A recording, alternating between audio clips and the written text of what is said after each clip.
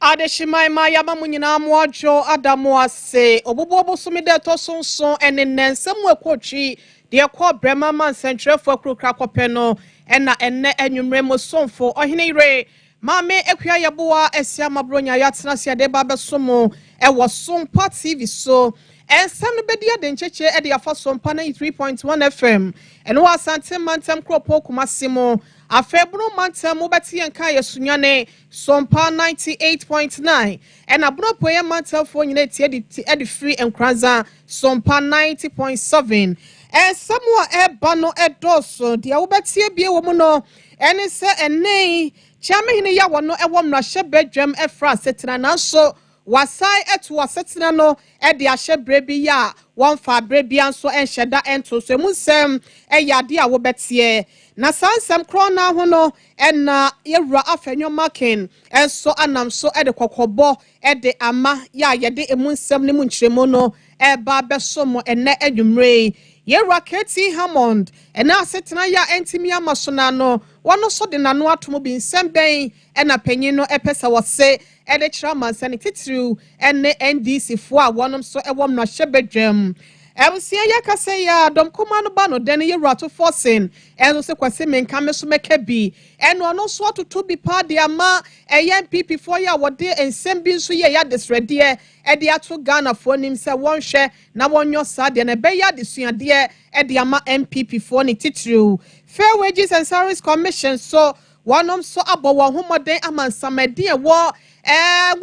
katua enwoma ni mo no wonom so yi ni nyina da ya munsem no ye de eba besomo na yewura na ponso akwakosra ya na wohene amasabre ensem dodo na no na atodwa wa brotutu na namode na ni kiremu e wona hemfie ekrofoma hyebedwane ya wono so wono so trese yenhwe emmoa na yenyi odoma pedi enkyere BC fo anansen watre won so hwe ye nei wo ba be kiremu ewo eyesu ento asosuku ahoduo mu no ebusia ensam no dodo na eneka yenum ho a yede ba besom sanwimre no osia bem kase ensam no ebetwa e de afọ Facebook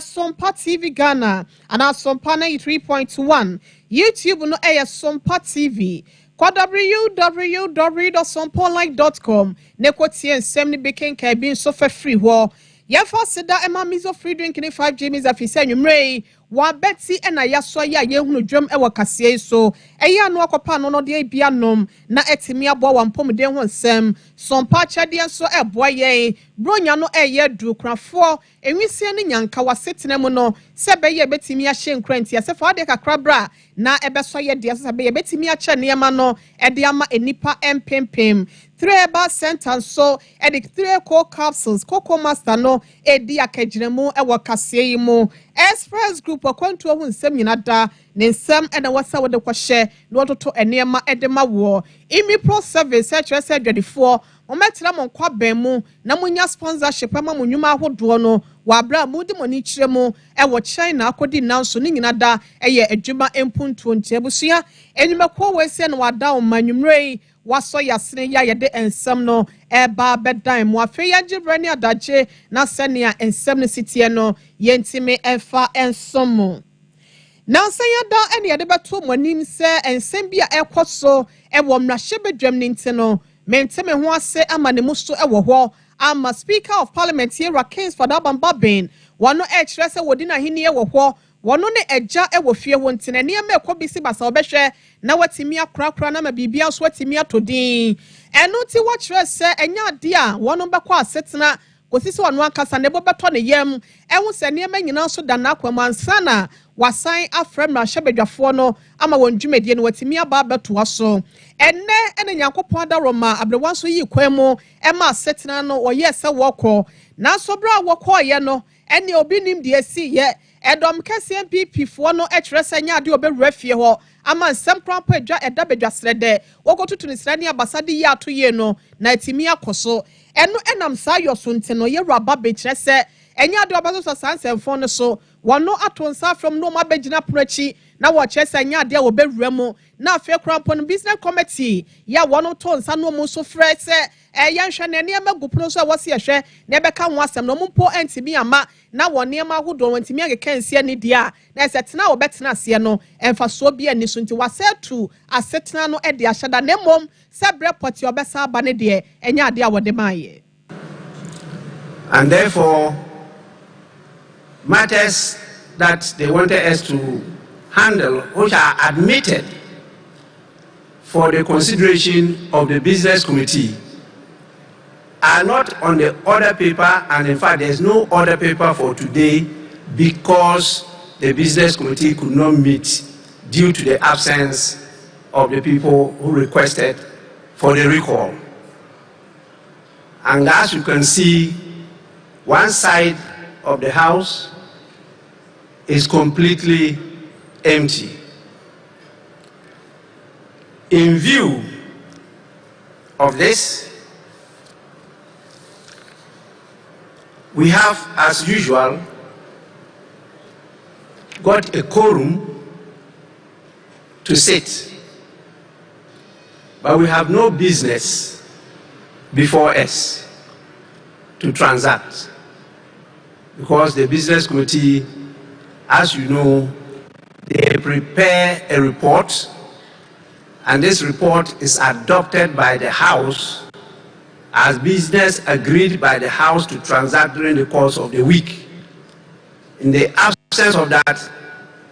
there is no other authority that can put business before you which you have not adopted to transact. In view of the failure of the business committee to sit, as a result of the refusal of those who requested for the recall to show up, we are compelled to once again adjourn the sitting of the House. Nia wane wo kono wase wasan a wuntimi enko wanim enko yehwe business committee ye no wabra hyebedwam ena na wo so fresem ra hyebedwa na setena no entimi emra so na so bra speaker yewura abambabin eto nsa frɛ wonom no edom kuma ya wonom wo mra hyebedwam ne nkoada ena wonom eba ye ena nam so a wo hyesanya de obesa asoso sansem no so biem nte no asem bia ne wode a ene wonom so etimi ato asetena no ato atwene ya wonim dapoti a wobesan ato aso biem na ewo sansem krona mu no ena edom kese no ba no den ye Alexander Afenyo Makin wono so etre se de edom kuma no ye no ayeso mo pese aban adwuma yefo akatua no ena wonom etwene nsabam mu kire se de wo ye no kra no won hyada enti won ho ase edom kese no wo kire se wo ba mra hyebedwam ho na wodru ho apɛ won kwanwa ya wotete so no ene edom kese edom kuma ya wo mra hyebedwam no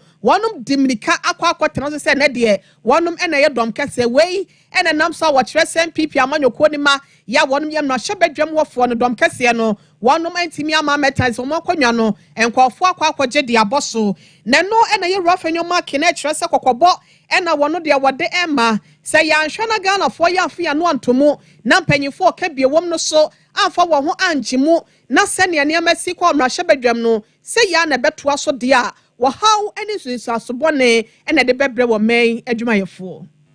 Want to again create a certain impression that Ghana is lawless. Ghana is not lawless. We will not allow them to give a wrong impression to the international community. We will respect the law. 3, all these businessmen, you know, their fear is that under the 1D, 1F, these companies are going to create jobs. These companies will employ people. So their fear is that should these be addressed, it will mean that all their propaganda of unemployment would fall flat. So further to frustrate businessmen and drive them away. Are these Democrats? No. Now there are important things to do. We have the free SHS bill, which is before Parliament. Their main aim is to conspire with Mr. Speaker to prevent the free SHS bill from being passed. And in an unlikely situation where they see the light of day in the election, cancel it. That, oh, after all, there's no law backing it. Their main target is the free SHS bill. That is why there was a pre-announcement of its laying in Parliament, and you remember how they fought against it. So it's an opportunity for them to, as it were, prevent the free SHS bill from being passed. Ebusia Yero Alexander Afenyo Markin Dom Kesia Bano Denny Ewobno Shebedrem and an award trend Semo de Trese Eba PP for man on Yesa Boapa Nemo Monconano Eyadia Dom Kumano Koji Boss Sotina Suo. Now what Trese Eya Dom Kumayo Mobna Shebedrem no any NDC phoning in that one more botaye and no tina one nam sa your so Eya Sanema West Saying one district, one factory, no one say quite anymore. Na amount for and I'm so a baby numa afanko 4 months so jumenunti one better sani man bekoso and no one but a year de cafe de atoso no free senior high school ho bill akwakotom na shebedwem ya wase one sign na emeye mra ene aban bia de obeba no obehwese sa free senior high school no ebeto so edidwuma na wachese no so enti ena one person beba beyem no person mo free senior high school no etuguo ewo wo mamemu manunti ena wonom eye sanity rafenyo ena ekasa ya woda sansem wese nyina di ede extra ye na eno echi no wachese eniama wodo ya etwi nkonsa ewo eyem no hyebedwam ni nyina da ene basabasa ye nei wonom ehu ema Ghana eni wiase nyina so eni semu bie no ehu sobo akese ni nyina ne kehye do sompo no wo chechira Yero speaker Abansman Kingsford Babin ene wode kwasue no. In response to a statement from the minority leader, then why is he supervising chaos in the House? What Mr. Speaker did today amount to supervising chaos and bringing the image of democracy to disrepute. The NDC minority members were all over claiming that we, the majority, did not attend a so-called business committee meeting that they called. Who are they? When did we constitute a new committee in Parliament? I chair the business committee of Parliament. And when the clerk to Parliament asked for the business committee meeting, I was very explicit. Ewusiani okasa ye Yero Alexander Afenyo Marke wono enandom kese no waye wamba no deni na enensemu a ekoso ewom no hyebedwam no esanse na enye nika na enye obuo kwan so na ye nimguase edema o my Ghana ene democracy ninte no kwasi menka Yero Katie Hammond adanse asokwa no hyebedwane ya wono kro ya no ene soafo ya wo hwe yenwuma ene emfidi nwuma so no wono soso ede na no etomu bi na na asemu a wo kanyina no ene se de ekoso no ene enyan airtime ensamfata se etimi ekoso na bra na wo hwe na re ho sem ene de ekoso no nyina di ede a transentrefo no na chesen di simra hyebedwafo no so bi di na machire ya no masa jai wasem so ene ene mananso no nyina mu no Yero Katie Hammond ejina mu eka de na opese woka. Where were they sitting? Where were the NDC voting? No, you are not listening to me. You are not listening to me. Let's get the fact right. Where were the NDC guys sitting? Is that where they're supposed to be sitting? But you see, we have a convention. We have a convention. It's not argument nonsense. You guys are not listening. Supreme Court is speaking. It is not for us members of Parliament on the majority side to be arguing at any point. This is a matter. This is foreclosed. It is completely foreclosed. Supreme Court is speaking. That is the end of the matter. The orders of the Supreme Court were directed specifically to the Speaker. It was the Speaker. It wasn't the leadership. It wasn't the clerk. It wasn't the leadership which made that ruling or that decision. It was the Speaker of Parliament who unconstitutionally made a proclamation, whatever it is that he said the last time. The Supreme Court has told him that he was wrong. Restore matters to what they were before you did that. We will cite him for contempt. We will cite the Speaker for contempt. Watch the face. First and first, there is a ruling made by him The ruling has been overset. You're forcing me to repeat myself so many times. The Supreme Court is spoken. We want the decision of the Supreme Court to be respected. It is not a question of acknowledgement. It's a question of implementation of the decision of the listening. You are not listening. I think I'm going to have to say this for the last time because it looks like some of you have become impervious to what is that. Abusia, your rocketi ha modern source kon ma shebedwene ya wonukro ya saye sofo a nyuma anase dwedie ene mfidi nyuma wono ena eda na bemu no ena wo se contempt ena obehwe se betimi a chira aban Sumala Kingsford se de amamra no eka ya na Supreme Court hye no se wonhwe na wonya bibia nto akye na wonom enhwe ni wondwuma no enya de a wode sa neema no edi dwuma eno no so akasa ewo ho no obafo ne de ne nam eho apaso yeda so wonpo anu di anwemu a ena ye gro yeda so agyinemu ewo enne ensemu etodwa ewo Ghana mrahwebedwafie no eho na eno ena anam say so dom kuma no ba no dani yewura kilso atofo sen wono so etrese de eniema ekono se MPPA amanyoko ne ma ahodo ya yi wo mo mpɛsu ahodo so megyina mu no won hyemra etwi mpuntu emra wade hya boboa no enne sɛ ye fra setena na wa yɛ mi fitan duku ena obebo anaso obebo de akyerɛ wo mu de a na ni asotwe bi wo ho a wonom fa mo wonom na enya desua de kɛse emfa ma obi ada sɛ wonya akwanya ewura mu omra hyebedwam a enye ono nko ane ye die mu nti ena oba ho nemom afofro de ye ne mpasua so de no ka ho ne titiri enti ena wawura mu wo ho na eno nam sayos nti wase aboa krama begina pata so na nipa ena atam na si wo wontimi emu enipa ahodo ya wotam ne besi wo no enimtiente no wonhwe se abato wese mu no MPP mrahwebedwafo ye pempe wonum di dwuma ewo mrahwebedwam ho no be obeto aba edetia wonom esan se de ekoso wo ho no enya ade de ahoto ene yeye bia ebetimi abre adehye no aboboa no ene wa asetene mu. And reach out also to the MPP side and to have an indication as to what their plan is. No one responded. I am deeply worried and deeply concerned that the very people that requested for Parliament to be recalled failed to show up. Clearly, what we are seeing here is an abuse of the Constitution and the standing orders of Ghana's Parliament. The NPP minority caucus have indeed caused financial loss to the state and to us, the NDC members of Parliament, and to the people of Ghana. We say this because this recalls cost Ghana money. This is not the first time that they have done this. They've done this a couple of times, but we see nothing than disrespect. We call on the people of Ghana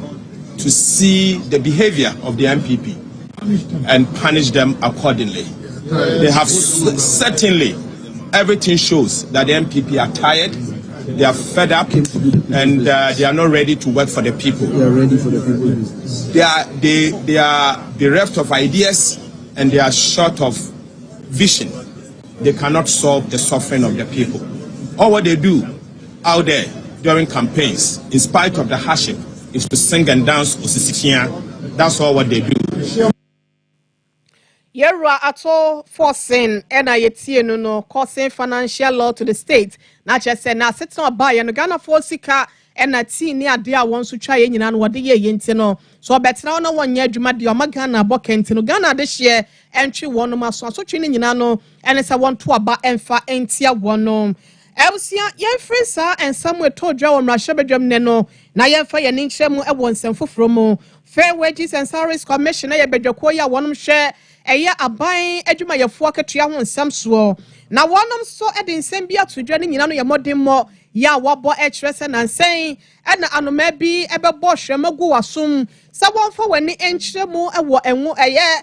akatua nwoma ahodoɔ ni mu na wonhwɛ fi sɛ ensamanfo bi ehyehyemu a wonum akasa edin no hyɛ ni abɛm nso no mugye akatua ebi won so aban emfa wonum adwuma nso no ye de wonum din ahyehyɛhyɛmu nano na wonum so de enkontabuo mapa ekɔhyehyɛ so no wɔnom ɛkyerɛ sɛ 348 million Ghana cedis ɛna efiri bra wɔte asɛmi no ebesi bosome ɛnwɔtwe ne mu no wɔyɛ no wɔn nsa ɛtimi aka na kyɛ sɛ nsamɛdin yɛ wɔyiyi firi mu no sika nanka ɛkɔ nsamɛdin ne mu anaasɛ wɔnom hɔ no ɛno ɛna mabɔdin ɛnam saa yɛ so te brɛkɛ sɛ chief executive officer ɛde Fair Wages and Salaries Commission yɛwura Benjamin Atta wɔn nso so ɛde abasobɔdeɛ ɛna ɛde ɛma n'adwumayɛfoɔ nyinaa wɔ adwumaso yɛ a wɔyɛ ɛno nti no wɔsa ato ma aban lawyer panyin Attorney General sɛ wɔnhwɛ efi sɛ mmara no ɛma wɔn tumi sɛ sɛ nipa yi a wɔkɔkye wɔn mu sɛ wɔn din no ɛhyɛhyɛ wɔn nwoma mu a wɔmfa wɔn adwuma no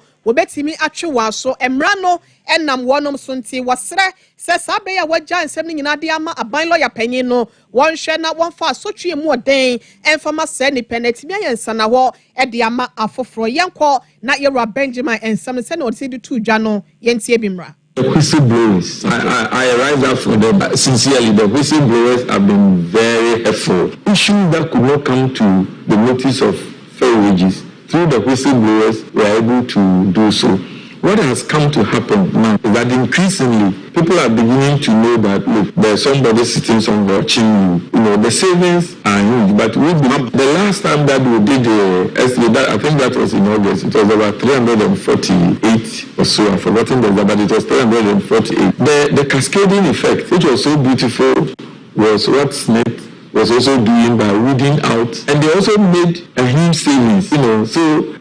we are filling the space. Of course, there are some people who are also entitled to some benefits, not getting that through the payroll monitoring, we're able to detect. So it's very helpful for the institutions that we detected some, and I call them anomalies because I can't read their intent. So I can only call it anomaly. What we have done is that we parcel all the names and all the details to management, for management to take action. It is only when management fails to take action that we are building to go the extra mile of reporting to some other authority. Unfortunately, we don't have prosecutorial powers, so we are not able to go to certain law. And you are absolutely certain that in some few weeks, months, or years to come, our payroll will be rid of illegal names. It will be, and beyond that, not just illegal names.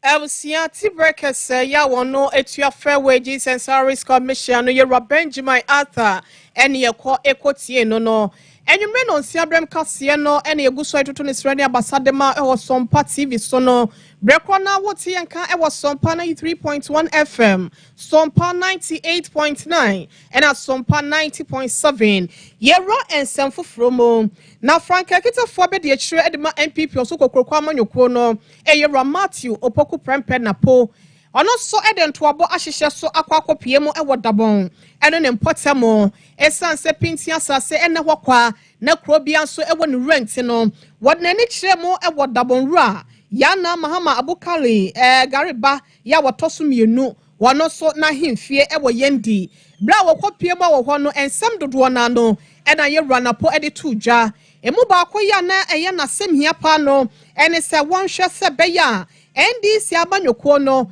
enne ebusuamu chichemu ya opesa wodeba no Dagbonfo emfa ho na wama basabasa ye biada NC emfa wasonso emfem NDC abanyoko ne wonsem no womu nua enwu wasum efise emfuturo nko a ena wobetu ede egu wani so wakyɛ sɛ wɔnhwɛ yɛ nyina da ɛyɛ ɔman korɔ na akɔkɔba ɛne dede ba wɔn nyina da ɛyɛ korɔbɔfoɔ no nti no saa abatoɔ aba ɛfuntu frɛfu dɛnkyɛnfrɛfoɔ mu nyina fu bomu nanso odidi ana wɔfom ɛyɛ adedie ɛna yɛpɛ no nkyerɛ sɛ yɛn nyina yɛnyɛ nipa baako yɛnhwɛ ne yɛma korɔ yɛ asomdwie ɛne hene ɛwɔ abra yɛboaboa yɛn ho ɛwura abatoɔ na abatoɔ brɛ mu ɛne n'akyi nyina da sei ɛna yɛwura napo ɛsikyerɛ yɛ.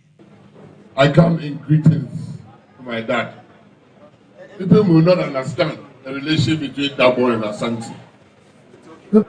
But I do. And I know, as Yana, you are my father. Prayers that will bring peace to this country from now to after the election. Prayers to make sure that nobody thinking evil will start anything bad in Dagbon. We want peace in Dagbon. To come and get blessings from Yana. Blessings for the flag bearer,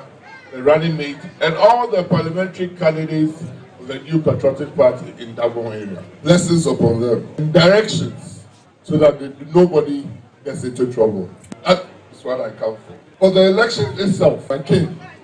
It is not an easy battle. Anytime you want something good, the evil takes forward the first step. For those who know what is coming, are very much well aware those who want to prevent what is coming from happening. The new part is your own part.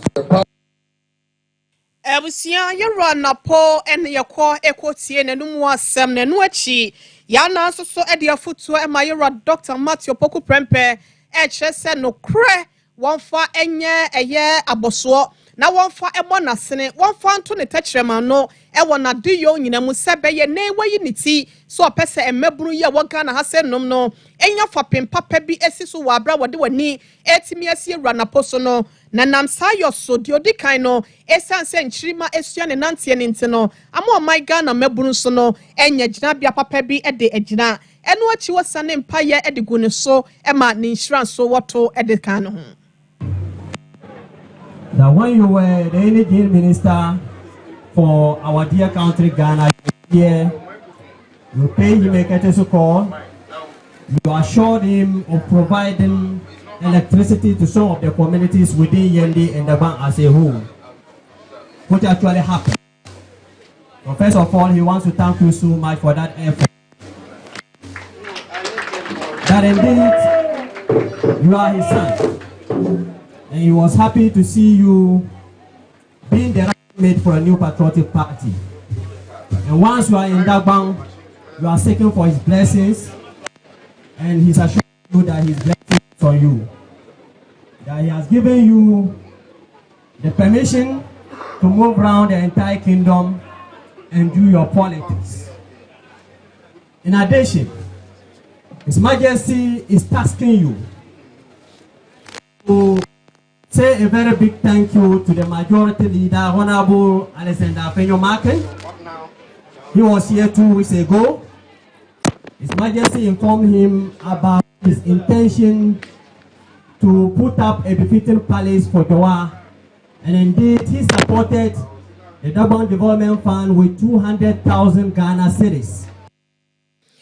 Abusia Dagbon Yana Mahama Abukari Galiba ya watosumi no ena wono so ne nsem no yekọ ekotie ye no ne krokrabu no yira na po esaja kasemu brana wo kasa ne nsem wo de twato no egyina ne se MPP amanyoko no ewo abakosem efritentene ne se base wone eye etifido mantamofo nso no ne ayonkofo eda wontem no wose emuyire papa na wodonso eyade a edimu entintiman enam sayo sunti watch se Bosha would be a den BP amanyoko na share a wofo no eyade a watimi edi so a wo hwe ayebi enso atoaso. Thank you, greetings from Dr. Mahmoud Bawumia. When they said I should come to Nani, I thought I would see the crowd of well done, well done, well done, well done, well done. The people of Nani have proven to me that you support Dr. Mahmoud Bawumia. Support all the MPP parliamentary candidates. Farouk, for us, and all the parliamentary candidates around. On 7th December, all of you should understand, you are voting for your future. If you have a child, you are voting for free SHS. If you are voting for good health, as presidential candidate. So if you are here and you support and not being the best president for Ghana, that will be Dr. Mahmoud Bawumia. Dr. Mahmoud Bawumia is from the north, and he is also a Muslim, and he is leading MPP. So if you are here, and you are Dagbon, you are a cucumber, you are a Nanumba, you have to also know that with MPP you can also become the president. But to develop Ghana in peace, we are all the same. We are one people. Let nobody come and tell you that because Dr. Bawumia is a Muslim, don't vote for him. Ewusia ne etene nken Franka kitafo abede ekire edemo osonko krokwa amanyoko ne Dr. Matthew Opoku Prempeh ya dodo nanso efre ne napo yeramo akoye nim no na yekọ akrofrom kroba akoye ndo nso ewa asante mantem asenom na onmonyafo Alex Blankse wono enim no hwebedwane yo wo akrofrom abato ampesia so wono so edidwumaso bi ede abo BC nso hwetrefo ya nansen ya da wotimi kire won so ne wie ya aka to ne bro na wo wura mu e wonto aso school akoto wo besua so no waya de fefe bi e de ama wonom ene se free senior high school na do dan kwa de akufo ado e de abade na so no e ya de a mattress o mbeda so chobo so ne trunk ahodo ya wo de wo ne ma bi begum no eno de awofo no ne ahwefo na da e na ebeto e de ama nkwada no enam sayo so ntine ne wa peja mattresses no makomako wo ha afa trunk ne so wo ha e na chobos nso makomako wo ha e de akwakoma ne mpasua so fo nkwada wontini mo bobe wo bo wo homoden e wo BC nso hwetwere mu no yenso bi enhyeda enifie no sa wonje na wonso fa nkoto wo homasua se be ya empasua no sonso no brebia eni akye no obenya eninti ni atwetwere rofo ya wonom so BC nso hwe no ye ka so bo wo homoden na so no na woni muenti no wei ebetimi aboa amoduru sampempenso no bra na adeche fefe we say ekoso no wonmonyafo Alex Branson what the ensam dodo na no ene tuja the best grades one year brilliant but ye kan sa akwara no onimi ade ba ne mame trunk na chobos no ohia anwodin bi support bi di aboa no mo no se atimi ato na odi aboa akwara no ma odi akọ school the school nkwala na one do so be almost about 1,000 na tubedia yedi ye hwen kwala wo manya result eye excellent eboa ba wo mhia support no ene ye de ma wo nti kwesibro ni beka nkwala mo wa ha minuanom keto am wa ha no mo ye privilege samonya such an opportunity na mesremo privilege na amanya no mum put no into good use mesremo munuanom ibi manya opportunity no wo mako school na school na wo mako no wo madwie wo maba ibi mu entimi antoa so akro from about some persiasi and wa santimanta masene wo mra hwebedwani wonmonyafo Alex Branson ene yekọ ekotie no ne kasa no echi no awofo ni ahwefo ye nei wonti ayeye ama wo manso nsa kasa chede wese bi no wonso eto wanum tuo ede na ase ede monmonyafo yi Slopa na hodi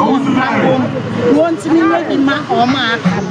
near me to na head my playing amano I am a say it's let me flow my so say obi ama no one to abandonment what near here my e wo play ma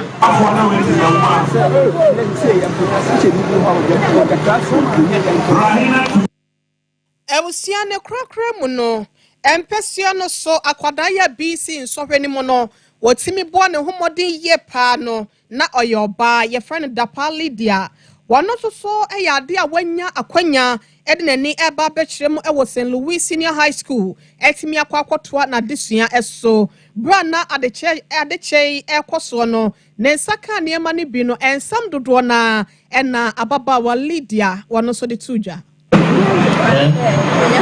watch it, Crispin, and then.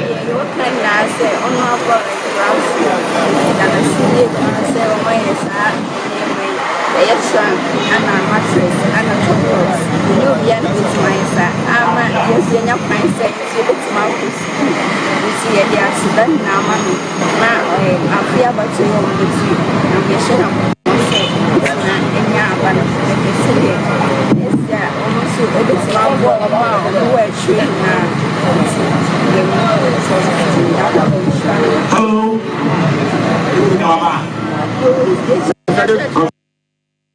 Ebusia ye kwayanim ewo ensemfo from na Krokrache metra assembly member ya wono ewo twe apiase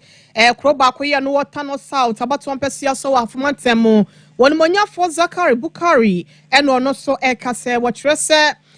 wo hwe eniema ahodo ya ekoso ewo eye twe apiase kro ni mu a ebi enhyeda enye ni kafise wa pomde ho nsam no enhyeda NCP ensita ewo ho enam sayo sonte no wonom ede adesrede etso eyendi si amonyoko no anim ama eneye kasai no wonom abo homoden ya chip compound watimi enam kwaso a waye ede ama wonom yenko na sene ye racha sakwasi asiedu wono ena enei woba abesi chip compound no ede ama eyetwe apiase community no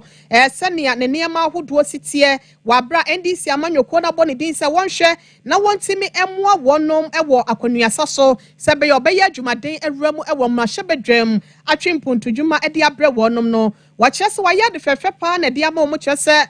cement ne box ne makomako ha ena papai etimi asesa ede abasa assemblyman ene ne nkofo monye sebeya won betimi eje na wonom etimi ede ahye dwumedie wesi ase ama no etimi ayenkoso yenko se de assembly member yewran monyafo Zakari Bukari ne nsem no osidi tudwa efaye kono ha adwumaji so ayeti adwuma ba ya sa no so ha se obi a oyekua wa ha se na donate se na so bi ani mo ya de ha bi so Sompa na wa na sujusu na se obi ya I just had no contribution. Now, of course, not and now, and Sunny as hard referendum for the Queen for I be German and he said, if you are higher, Edia Obana emergency, not any street, not advocacy. Yes, I have a crab in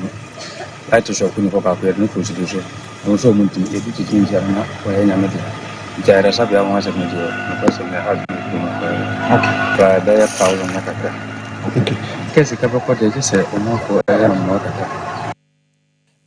For assembly member the matria piase Kroba Koya no Tano South about 1 person of Mantem no Munya for Zakari Bukari and Yetie no Nesem no chino Emma ya wonum so ewo kronimon so eto wanum to edeche wo ha wodo ya wonum edem titru ewo apomde ho nsemu si yakwa fom kra na abo akaya traffic asikaeli kaya si yakosubi sana treatment si yakwa fo ba bia kra betra kra na ebe hwe yare fo kra nya eduma ne ye to fu ne nya do ani akuru sa ne do no ko ba ko fo kra na se yo do kra na wo ba afo na wo be peka akọ ba bi akoipe adama ya Bete ba say anajo me ba ketu a me ho ni say anajo du mi no na wo ka no se be be nya ka akura bo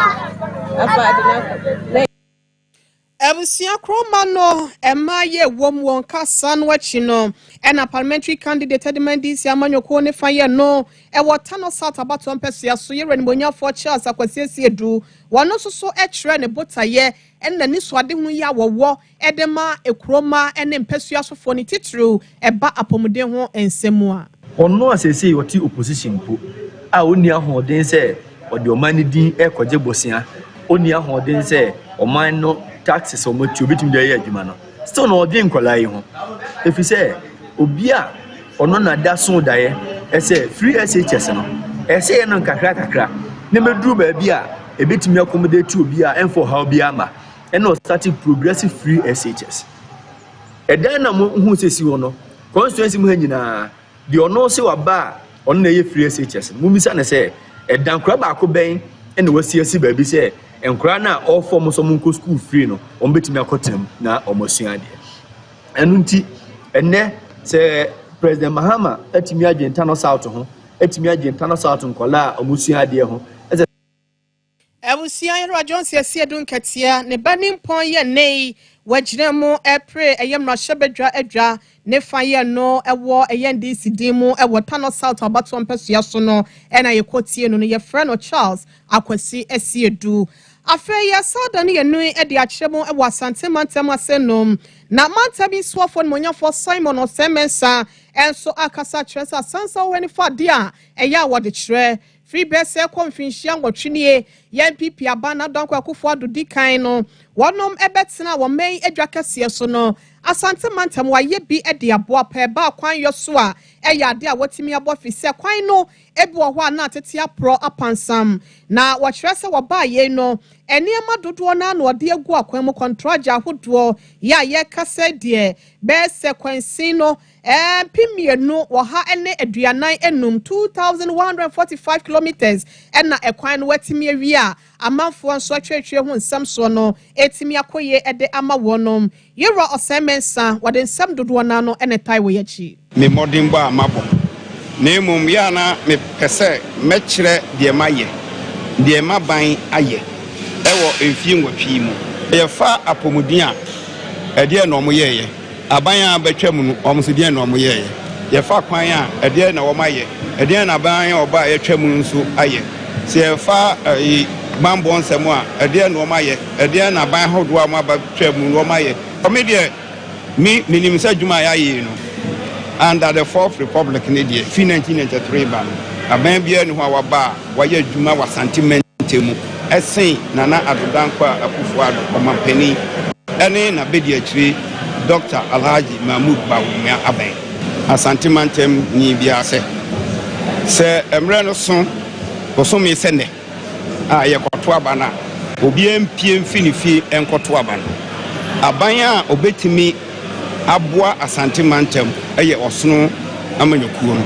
wono ne betimi abua asante mantam MPP ene betimi abua asante mantam NDC etimi mu asante mantam ne emwa ye kina abusio de monya for Simon Osemen asante mantam so for ena ye call ekotie no ye fast dama mizo free drinking in 5 Jimmy's and Sunny asakwa yenim ewo ensemfo from no kopa bi na entime emo ano no de ye pagya wa ho odin mo emo apomde ho nsam so CPA sita phrase 0246270221 na baby a wo bia na yentime fa bi mra Sompa achede no egusu aya ekoso yesebo akunafo nwisia ne nyanka na enigye enwie wono paya wa brabronya bremo no adehye dodo na wafiefiem no woje wani na wani nso anya won totototo ewa wonom so abobo na nuti no Tawa Media Foundation say Sompa achede kakra bia wo say ye aduane emo anwatentimate smakra sardine anase de owo bia no fabra na beka ye de no ho sebe ye bedoso ne yensa so enipa mpempem so ose yanka ncho se bia ntoma entade na won paboa na se suku niema ebetimi aboa sukufo ene won so ngomesuemu a eya afabra ne ebeda wo ase wodie no eya afakọ enkranza eho na wo a niema no GCB abrosa ne mu ne ewo sunyane nso no Sompa ye wo night market ho na Kumase nso no ye wo soame ye benrom hotel ho wodie no betimi ani sika fam e de ama 0598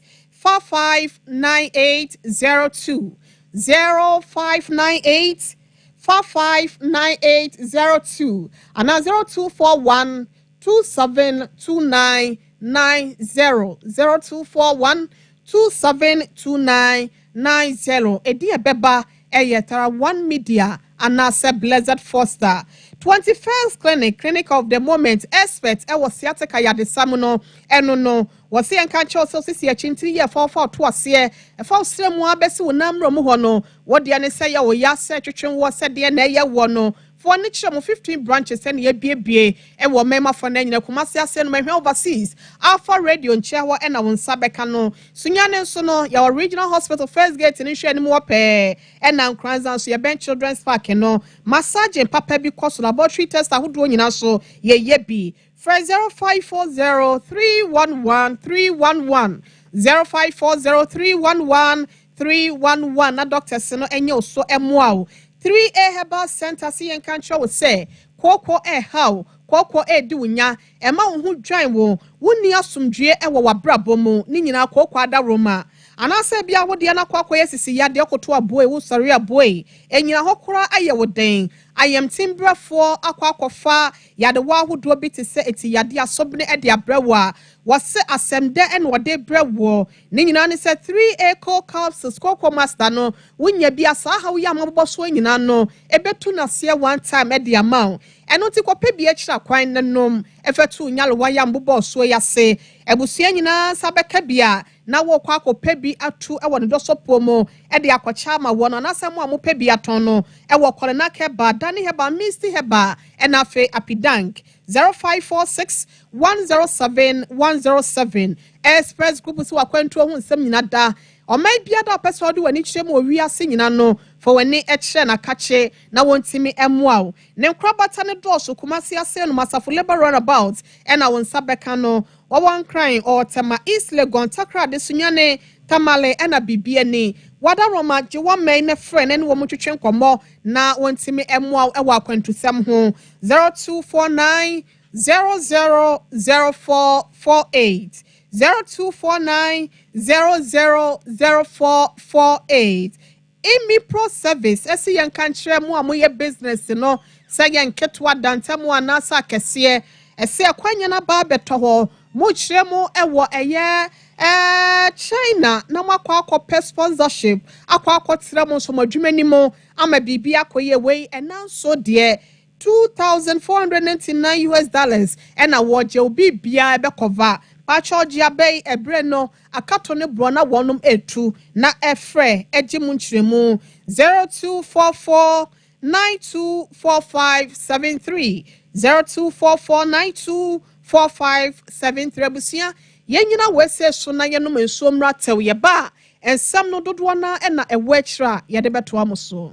21st clinic aye sciatica expert sciatica no o nerves na wo to ase na fa wo siremu nefa wonasia besi ase ho no se ho techema eno ene ye fa ne sciatica na etimi bubu oto ase ka wo se dwe wo sirem woje ho ba bia enye na no na 21st clinic ba ye adwuma pa wo mu ye ntia baso bo magye ne wo Ghana ha ene amono ne enya asem ketewa wo mu gi international awards ahodo wo mu gi local awards ahodo na anu nso na wo mu bie the only sciatica research and treatment center in Africa bibrim ha no ebi ni ba bia gi 21st clinic nko a wo mu dia bibiduro ene besa o yare no masa de machine aka ho eya yare sabia yare bia wutimi de ko ne mama ade ba ko a wo magidi wo mu pa no eye sciatica ena stroke nso de kwa diabetes ni hypertension ni ade Ghana ha ba bia wo mo ho fre 0540 311 311 0540 311 311 na 21st clinic wo mo ye sciatica expert.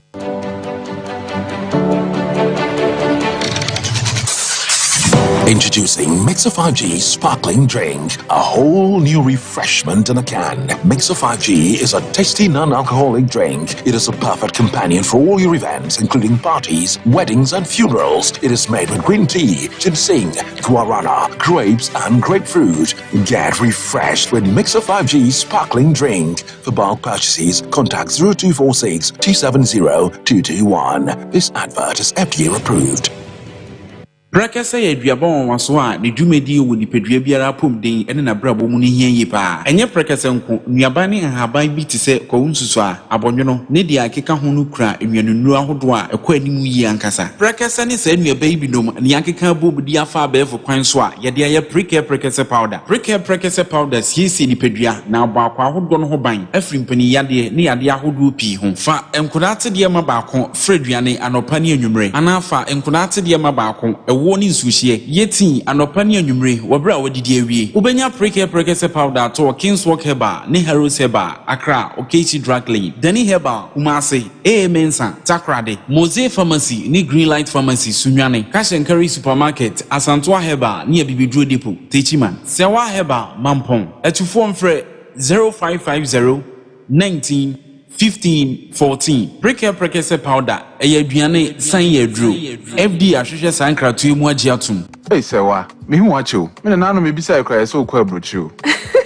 Kwaku afeina mebeko menkrata krani ei ene me ma connection man for den kofo sika aduane ne wanya otwedi musa no oh Express Group adjournment according to for opese otu kwan kosua dia Express Group do be call mind to say Canada, US, Australia, UK, and Germany. Say a tour na se visiting so Express Group do be call Dubai, Canada, US, Australia, and Germany. Mo am pese mo tu kwan koye adwuma nso obetimi do wako Dubai, Qatar, and also South Korea. If you also want to take international tests like SAT, IELTS, TOEFL, GRE, GMAT, they can help you pass easily. They can also help you secure a good job in the UK. You should make sure you Kumasi, Asafo Labour roundabout Accra and so Omo Carnation First Light, Tema Omo Community 18 Lashabi Girl Filling Station. From Omo Macho for ISO 055 555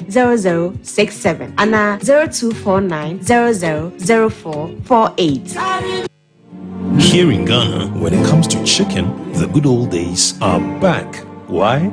Because Boris B's Chicken, BBC, is here. Yep, give your family and loved ones Boris B's Chicken. Fresh, tasty, delicious. Boris B's Chicken is produced right here in Ghana by our cherished poultry farmers with support from the Ministry of Agric. Get whole frozen chicken, gizzard, chicken feet, chicken neck, and chicken liver for those special family meals, buffets, picnics, funerals, and all restaurants. Get Boris B's Chicken. It's halal, so everybody can enjoy. Wherever you are, call Boris B's Farms hotline 05-444-444-53. Ask for our branch that is closest to you and come get your chicken. Boris B's Chicken, BBC, proudly a Fiakoko.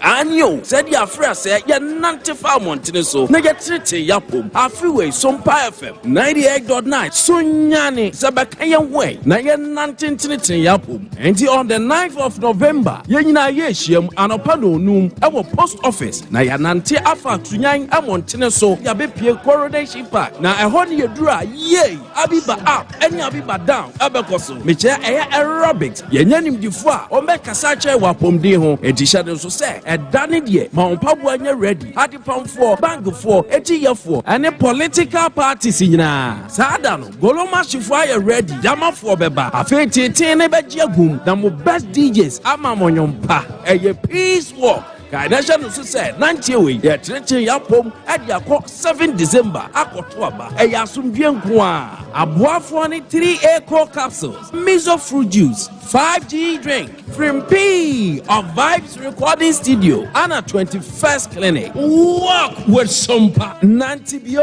not Tinetine Wapum. Oh darling, you are always on my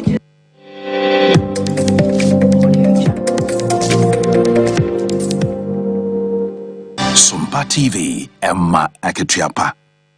Emma Aketiapa Ampa Yamamumo NHN Sompa TV Sompa 93.1 Sompa 98.9 and Sompa 90.7 yet when you know Siabrem Cassiano so at the Amamo Akatone Brona or May Nananuma for ya a woman a wada romance in ya bibi and the boy no so tradiano yet me at the one finchiana a ro wonom abawan basso dear tosso Adrianino and a eba shisha so a woman ganam high. And I'm sorry, so I'm a National Cashew Farmers Association. One more a year, a queer 4 year cashew would me dear, one nom and a year, one cabum quononom. What the other dear be a to a bino and nim, F and nay, 3 Crops Development Authority. Ya nam so at the abana near ma who drove ya what tressa, while you are a bet to me abwa one 4 penny at the ma equay, a year raya beru, what then some do one no ya dear a yardesre and a to your name at the ma buying.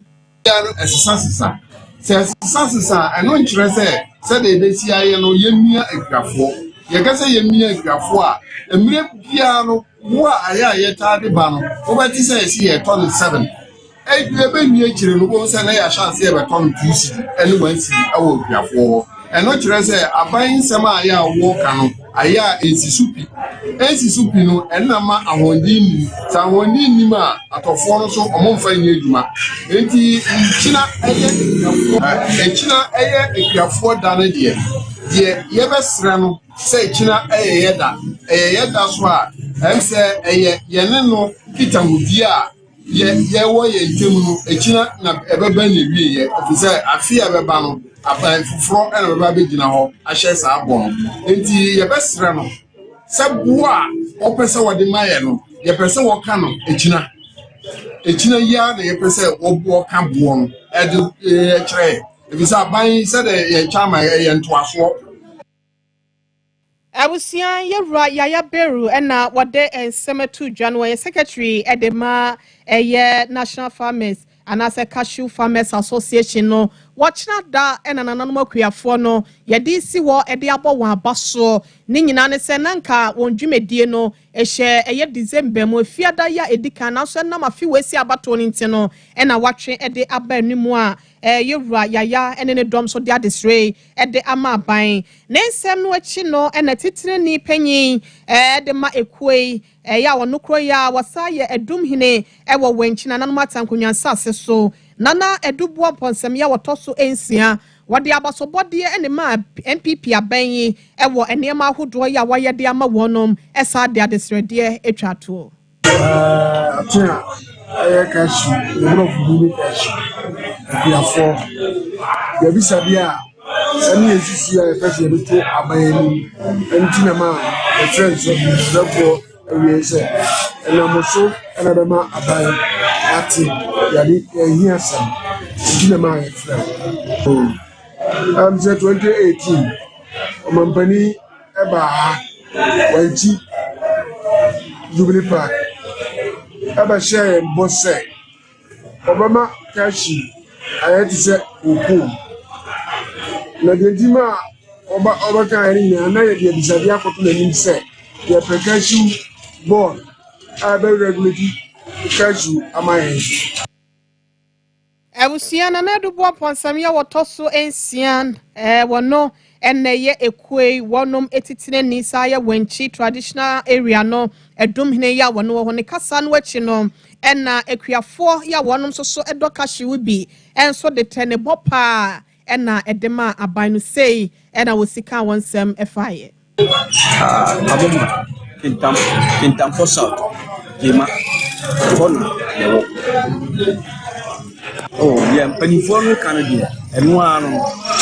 ya omo kan eno ano akashi aduma no de ni se o how be bring because kashi no ni to no pra ne haye yani eba donne fu pa na o mesisa kashi o mo mesisa ene ya be fa eno ano Abusia yetwa ensem no so ne yeremo ewo probon ene yamosi krom enkrotu mienu yi ehye afija kwabre north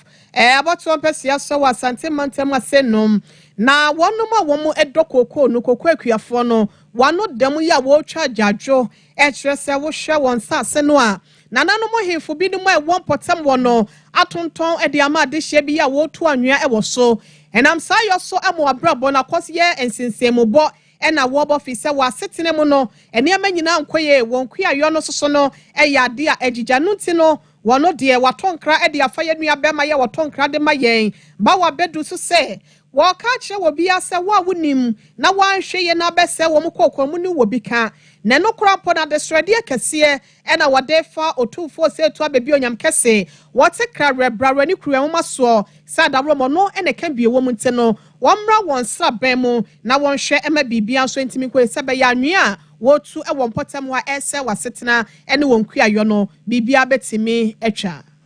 nanama ba asase bi da ha wo se ye yesu koko a ye dua na nanama de wo piki no wo sofi no mabaso den se wo mo ton sase no nsase so mo de amaye ma ye dua koko awie a ye mba ne nim se ye bo bra a chena wo mo ye soma wo mo a wo mo beko bra bo a ye bonti ama ni ji aba adwumanum na nanama ba so wo mo betu agunto na nan so ya bele enya de a ye be gya asase no ma na nanama betu sa eboa me wo ha no wo utu anwea no ya mede madua me koko no bi wase asase no ensuo nso a yenya bi nnom efom nsuo ne enom no wa ha wo de ka na ba nsuo no na wo de ka na befa wase ensuo no bi ntimi a mete hai na aha mete no eso mfaso ne sei koko na fe papa ne koko bag ba se 3000 na yesi ebetu agudi atu anwea ese koko akuafo no wono ma desrede na wode mampanyimfo eno achi no committee chairman ya wono ewo mpotem oyerwa kadri chipsa wono so SCBB de kire se obo mutu anwea no kra na se wono mo pa kire se ase wotumfo krampofo awon so na wodi se adwuma no me fie ho a meto ya mosi ho no ma ton sase ni nyina se nyina ye ntumfiri ho yani ne nim se ya agro Yoha na omudi sofi any fingers on betese and you know my friend who one of my yina a buy. It was almost council. No more kind of see had ye Obian Casse or Maton Sasson. You are force or Obian Boy money. The omudi yina calling you I in fear say Sasson your maton. Sa Pesia or about to Natiano Afriso. To open up a pesi. Now I bet you a coconina. Now much Natiana. In the end, yes, we nimbe pia. Or say, ye framo. Namus boy, penny for Omutia. Now almost a boy because change our metu a assassin. No mutu susua, ye have an echo. I know more. Ye be a anti-assassin here. No more can or no correct. Almost on metu. The young woman or mede metu. Some of our own Nipa Coco knew. A chance to serve a sample, the same. That's a banja padio in a moon jagua. I sense of it. Yɛde ne nyinaa asi aseda kɛseɛ kɔ de ama yɛwɔ asante yɛboa Benedict wɔno ne nsamufoɔ panyin Kukwa Veronica John Driver Green Mama Authentic 1 obi rich auntie wɔno so na ɛtɛn fidie na chinchin fruma ɛde ɛma yɛn maame ya Grace Adepa ɛna ɛdɔm boa yɛ ɛma social media handles no wɔnsa ɛka yɛ live ɛhwɛ yɛn etie nsɛmpa yi ebie akwasi so mo aso Della Mrs Japan na ire no wɔno so ɛboa yɛ buziri caption man ɛne video so ne mfonya ahodoɔ no nyinaa so na dauma ɛna yɛnsa kan yɛ ɛde so akasie ɛso yɛfa sada ɛma news crew yɛ wɔ Sompa 93.1 kaseɛ dɛmfoɔ Sompa 98.9 kwenya akɔne ne dɔm ɛna papa toes tɛne systematic mo so ɛto de ma de hyɛ yɛ wɔ bropo yɛ mantamo ɛde fa nkranza Sompa 90.7 yɛfa sada ma Ransford wɔno ɛna dɔm boa yɛ MC ahɔ ɛba bibia ɛkɔ yɛ Sompa TV MC afɔ so Mr David ɛkɔbɛgye sisem premo ne dɔm ne nyina so no yɛbɛda wɔnom ase mia meje brani adagye bɛken kansam ne de ma mo no mede de ɔhene ire maame akua yɛboa asiama bronya obetimi afrɛ ma brewa tia yɛ sɔre adwa so